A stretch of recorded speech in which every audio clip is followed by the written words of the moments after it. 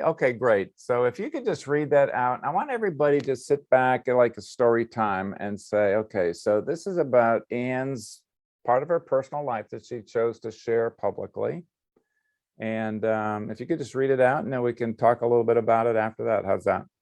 Sounds great. Thank All you. right. Okay. I heard myself say, for years, I've felt a strong connection to God. That connection has taken on a much deeper meaning in recent years. I used to think that I was in control. I thought of myself as spiritual, yet I was also clear that I had power.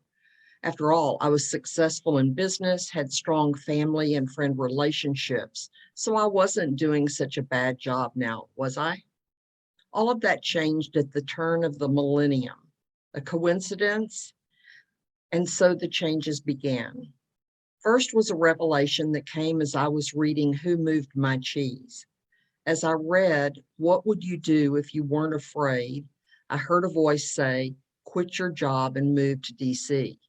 I was certain that something was broken inside me as there was no one else in the room, yet the voice was as real as any I had heard.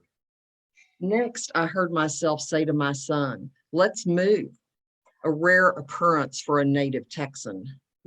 Thus began my path of hearing myself say many life-changing things.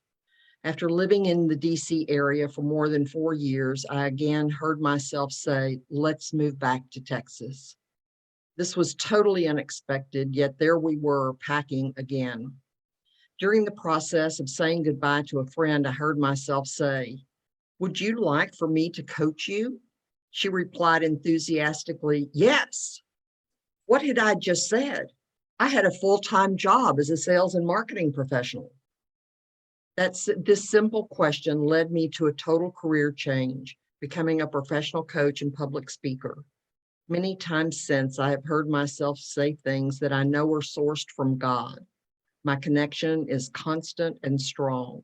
Now I'm not surprised when I hear myself say, as I know that God is once again leading me to a place I couldn't have imagined on my own. Sorry.